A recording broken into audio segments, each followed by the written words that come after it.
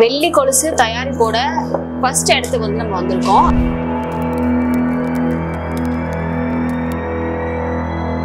$1.25 லட்சத்துக்கு வெள்ளி ரேட் ஏறி போச்சு. அதனால சன்னமாக கேட்பாங்க. இது கொஞ்சம் வெயிட்டாக இருக்கும். இப்போ எங்கள் வீட்டில் கூட வீட்டு வேலைக்கு போகிறாங்க, அதை வச்சு தான் ஏதோ குடும்பத்தை ஓட்டணும். வெள்ளி ரேட் ஏறதுனால இல்லைன்னா வீட்டிலலாம் சும்மா தான் இருக்கும். இதை நம்பி தான் நாங்கள் இருக்கோம். அதனால் அது அதிக நாள் செஞ்சால் பார்வை இதாகும். நிறையா பிரச்சனை இருக்குது. இந்த மாதிரி பண்ணி கொடுத்துருவோம். இன்னைக்கு கொடுத்தாங்கன்னா நாளைக்கெல்லாம் நாங்கள் கொடுக்கணும். அந்த அளவுக்கு வேலை வரதில்லை. ஒரு நாளைக்கு 1 மணி நேரம் 2 மணி நேரம் இப்போ தான் தருது. இது செஞ்சால் எங்களுக்கு கட்டுப்படியாக சாப்பாட்டுக்கே கஷ்டமாக அப்புறம் என்ன நாங்கள் பண்ணுறது? சேலம் ஒரு வெள்ளி பண்பாட்டு நகரம். சமீப காலமா இந்த நகரத்துல ஒரு மாறுபட்ட சத்தம் கேட்குது.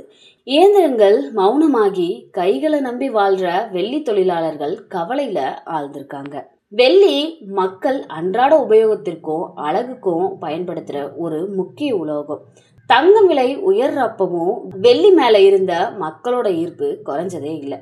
கொலுசு, மெட்டி, செயின்னு வெவ்வேறு வடிவங்கள்ல வெள்ளி நகைகள் மக்களோட விருப்பங்களை பூர்த்தி செஞ்சுட்டு வந்தது. ஆனா இப்போ வெள்ளி விலை வரலாறு காணாத உச்சத்தை தொட்டிருக்கு. இதனால வெள்ளி மேல இருந்த மாறாத நம்பிக்கையோ மக்களோட ஆர்வமோ தளர தொடங்கியிருக்கு. சேலத்துல வெள்ளி கொலுசுகள் கையில மட்டுமே தயாரிக்கப்படுது. இதனால அந்த கொலுசுகள் ரொம்ப தரத்துடனும் உறுதியுடனும் உருவாக்கப்படுது. இந்த கைத்திறனை உலகமே பாராட்டிட்டு இருக்கு. இந்தியாவோட பல்வேறு மாநிலங்கள்ல சேலம் கொலுசுக்கு தனி மவுசு இருக்கு. ஆனா கடந்த 1 வருஷமா வெள்ளி வேலை கிடைக்காத நிலை உருவாகிருக்கு. விலை உயர்வு, ஆர்டர் குறைவுன்னு எல்லாத்தையும் சேர்த்து வெள்ளி தொழிலாளர்களை கடுமையா தாக்கியிருக்கு. பலர் வாழ்வாதாரத்தை இழந்து நம்பிக்கையும் தொலைச்சிருக்காங்க. இவங்க மறுபடியும் தங்கள் கைகளால பணி செய்ய வைக்க ஆதரவும் கவனமும் இப்போ தேவைப்படுது. வெள்ளிக்கு பின்னால இருக்க மனிதர்களை பார்க்கக்கூடிய நேரம் தான் இது. வெள்ளி கொலுசு தயாரிப்போட ஃபர்ஸ்ட் இடத்துக்கு வந்து நம்ம வந்திருக்கோம். அவங்க கிட்டேயே இந்த வெள்ளி கொலுசு வந்து அவங்க எந்தெந்த நிலைகள்ல வந்து செஞ்சுட்டு இருக்காங்க, எப்படி செய்யறாங்கிறது அவங்க கிட்டே கேட்டு தெரிஞ்சுக்கலாம் வாங்க. ஆனா உங்க பேர் என்னன்னா? மணிகண்டன். எத்தனை வருஷமா இதை செஞ்சுட்டு இருக்கீங்க? இது வந்து 30 வருஷமா செய்யறோம். இப்ப நீங்க இதுதான் ஃபர்ஸ்ட் வந்து வேலையே, வெள்ளி கொலுசு ஆரம்பிக்கிற இடத்துல. கரெக்டா நீங்க வந்து என்ன பண்ணிட்டு இருக்கீங்கன்னு சொல்ல முடியுமா எங்களுக்கு? நான் இப்போ வேலை செஞ்சுட்டு இருக்கிறேங்க. இது வந்து கம்பி ஏத்துறோம். இதுதான் மெயின் போட. இப்போ ஃபர்ஸ்ட் வேலை தான் உடைக்கணும். அதுக்கப்புறம் ஏற்றி உடைச்சி தட்டி அந்த உள்ள டிசைன் பார்த்தோம்னா அது மாதிரி விடணும். இப்படி வந்து நீங்க பண்ணிட்ட உடனே வந்து அவர் சின்ன சின்ன அந்த பிசுறு மாதிரி தான் வந்து வச்சிட்டு இருக்காரு. அது வந்து கரெக்டா எப்படி வந்து நம்ம வைக்கணும்? இது வெட்டுவ மாதிரி இருக்கும். நம்ம அந்த அது வந்து பசை இது ஒட்டை வச்சு நம்ம ஊதிக்கணும். அதை விடாது. அப்புறம் அதுக்கப்புறம் தான் அதை இந்த மாதிரி பண்ணி வேலை இருக்குது. ஒரு 6-8 மணி நேரம் வேலை இருக்குது. இன்னும் இது கம்பி ஏற்றி உடைக்கணும். அந்த அக்கா உடைக்கிறாங்க அந்த மாதிரி. இன்னும் அதுல டிசைன்ஸ் எல்லாம் வைப்பாங்கல்ல இருக்குது. அது நம்ம வேலை இல்லை, அது வெளியே. அது சைடில் வரும் டிசைன்லாம். இந்த சைடில் வரும். இப்ப நீங்க சின்ன சின்னதா வைக்கிறீங்க பசை.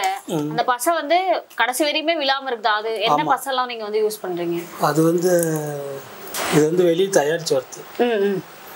இதுவும் அங்கே பொடியணும்.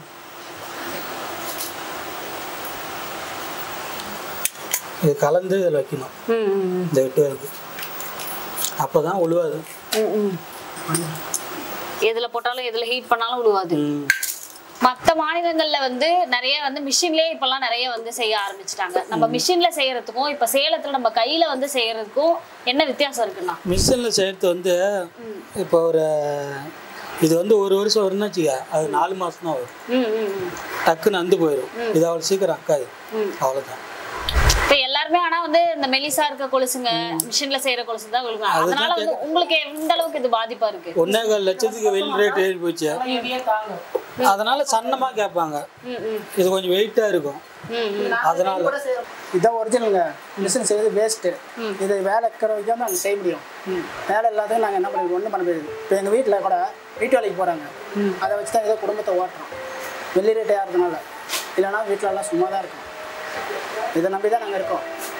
வேறு வழி இல்லை.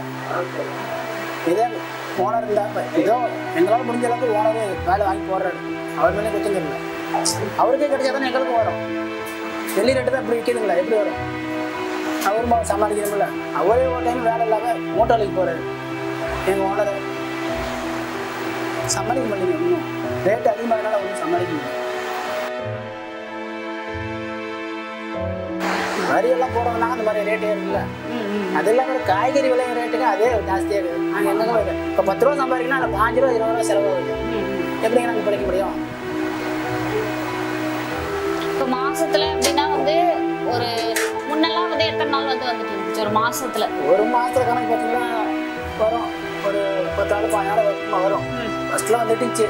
அதே மீறி வந்தால் கூட ஒரு மாசமா கூட வரும். வேற இப்போ வெள்ளி ரேட்டு என்ன ஏறிச்சுங்களோ அன்னை வந்து டல் ஆயிடுச்சுங்க. அப்படியே இப்போ ஒரு வாரம் முழுசாக செய்யறதே வேஸ்ட் இதாகுது. இந்த வேலையை ஒரு வாரம் முழுசாக செய்யறதே வேஸ்ட். எங்கே போய் தொலைவில் எங்கே வேலை வந்து ஓடுறதா இருக்குது. அதாவது காலையில் சாப்பிடுமோ இல்லையோ ஃபஸ்ட்டு வேலை எங்கே தொலைவும் அப்படின்னு தொலைவிட்டு போயிட்டு போனாங்க. அதான் மெயின்.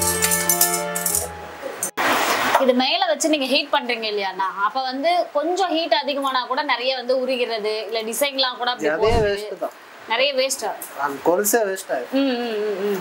கரெக்டான காய்ப்புல ஊதணும். அப்படி இல்லைன்னா ஜாத வேஸ்ட் தான். செஞ்சு பிரயோஜனம்.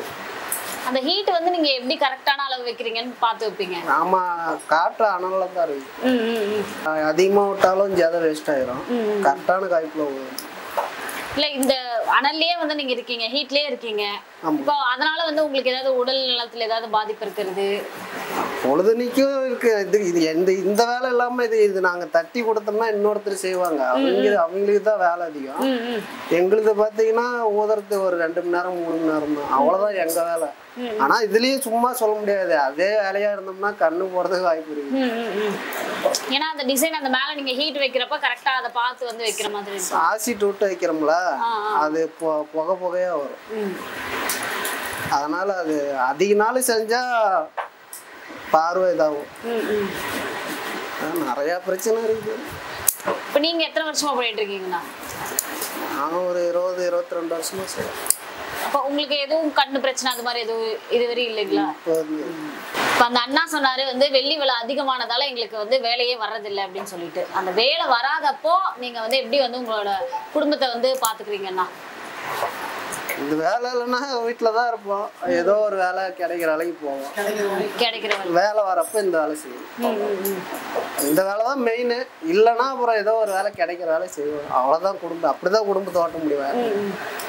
இப்ப வந்து வாரத்துக்கு எத்தனை நாள் வந்து இந்த வேலை வருதுன்னு நீங்க சொல்லுவீங்க? வாரம்னு சொல்ல முடியாது. வந்தா ஒரு வாரம் முழுசா இருக்கும், இல்லைன்னா இல்ல. தீபாவளி பொங்கல் டைம்லாம் வந்து ஆர்டர் வந்து நிறைய வரும். அப்ப வந்து நம்ம வேக வேகமா எல்லாமே செய்யற மாதிரி இருக்கும்ல, அப்ப வந்து நீங்க எப்படி அது கரெக்டா கொடுத்த டைமிங்ல வந்து அந்த ஆர்டர் வந்து நீங்க கொடுக்குறீங்க? ஒரு நாளுங்கிறது 1.5 நாள் வேலையா செய்யும். 1.5 ஷிஃப்ட் செய்யற மாதிரி. அப்படி வேலை செஞ்சாதான் வேலை. சில நேரங்கள்ல இல்லாமே இருக்குது. இந்த மாதிரி பண்டிகை டைம்ல வேலை கொஞ்சம் பண்டிகை டைம்லயும் வேலை இப்ப கம்மி தான். உங்க பேர் என்னக்கா? கலைவாணி. எத்தனை வருஷமா இதை பண்ணிட்டு இருக்கீங்க? எனக்கு வந்ததுல இந்த வேலை தான். வேற எந்த வேலைக்கும் போனதும் இல்லை. விட்டுட்டும் போக முடியாது, பிள்ளைங்களை விட்டுட்டு போக முடியாது. இந்த ஊரு இந்த வேலை தவிர எங்களுக்கு வேற எதுவும் தெரியாது. இதுதான். இப்படி சின்ன சின்னதா இருக்கு, இதை வந்து கோக்குறீங்க. இதுக்கப்புறம் தான் எல்லா வேலையுமே வந்து நடக்குது. இது வந்து கரெக்டா எவ்வளவு வந்து நுணுக்கமா வந்து நீங்க இதை கோக்குறீங்க? நுணுக்கமான நல்லா கவனிச்சுதான். ஒண்ணு குறைஞ்சாலும் வந்து எடை குறைஞ்சு போயிடும், கூலி கம்மியாகி போயிடும். கரெக்டாம நுணுக்காம செஞ்சுட்டு இருக்கிறோம். பிள்ளைங்கிட்டையும் கொடுக்காம இறையாம நஷ்டம் ஆகக்கூடாது. கொடுக்குறவங்களுக்கு நஷ்டம் ஆகக்கூடாது, எங்களுக்கும் நஷ்டம் ஆகாம செஞ்சுட்டு இருக்கிறோம். அந்த மாதிரி செஞ்சுட்டு இருக்கிறோம். இதாவது சின்னதா ஒரு 2-3 இருந்துன்னா இடையில காமிச்சு கொடுத்துருவோம். எடை போட்டா அதுல தெரிஞ்சிடும். எடை கம்மியா இருக்கிறதும் அதிகமாகிறதும் தெரிஞ்சிடும். அவங்க கொடுக்குற மாதிரி நாங்க கரெக்டா அதே மாதிரி பண்ணி கொடுத்துடணும். இன்னைக்கு கொடுத்தாங்கன்னா நாளைக்கெல்லாம் நாங்க கொடுக்கணும். இப்போ அந்த அளவுக்கு வேலை வரதில்லை. ஒரு நாளைக்கு 1 மணி நேரம் 2 மணி நேரம் இவ்வளவுதான் தருது. இது செஞ்சா எங்களுக்கு கட்டுப்படியாக சாப்பாட்டுக்கே கஷ்டமாகுது. அப்புறம் என்ன நாங்க பண்றது? இப்ப வந்து இந்த கம்பி இருக்கு, இந்த கம்பியை தான் வந்து நீங்க இது பண்ணி ஒரு இது மாதிரி பண்ணி அதுக்கப்புறம் கொடுக்குறீங்க. இவங்க கொண்டு வந்து கொடுப்பாங்க. கொடுக்கறத நாங்க இப்படி பண்ணி தந்துருவோம். அவ்வளவுதான். மறுபடியும் எப்ப கொடுப்பாங்கன்னு எங்களுக்கே தெரியாது. அந்த வேலை இவங்க கொடுத்தாதான் அவங்க வேற எங்கிட்ட செஞ்சுட்டு அவங்க வர வரைக்கும் அப்படி தராங்க. முன்ன ரெகுலரா இருக்க கொடுப்பாங்க. இப்ப இது கொடுத்தாலும் எப்ப வருதுன்னே தெரிய மாட்டேங்குது. அந்த அளவுக்கு வேலையா ஏறி போச்சு, வேலை இல்ல இப்படிதான் சொல்றாங்க.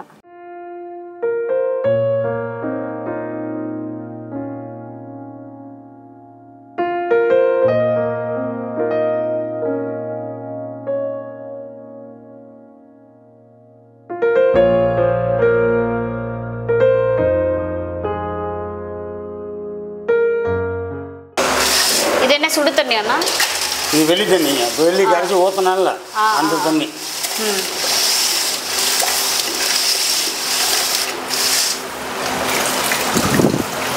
இப்போ அந்த கருப்பு சிவப்பு எல்லாமே வெள்ளையை வந்துருச்சுங்களா, இப்போ ஒரு 10 நிமிஷம் ஓட்டி காய வைக்கணும்.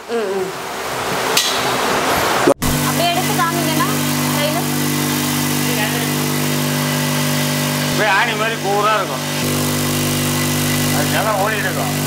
அது பிடிச்சிங்கன்னா நின்றுக்கும், தூக்குங்க மேலே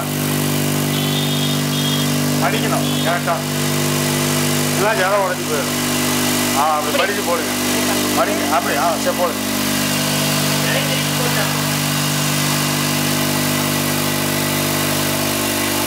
இப்போ இதெல்லாம் பண்ணியாச்சு. இன்னொரு 10 நிமிஷம் ஓட்டி காய வச்சு உங்களோட கட்டு எடுத்து தரேன் பாருங்கள், நல்லாயிருக்கும் கால் போச்சு.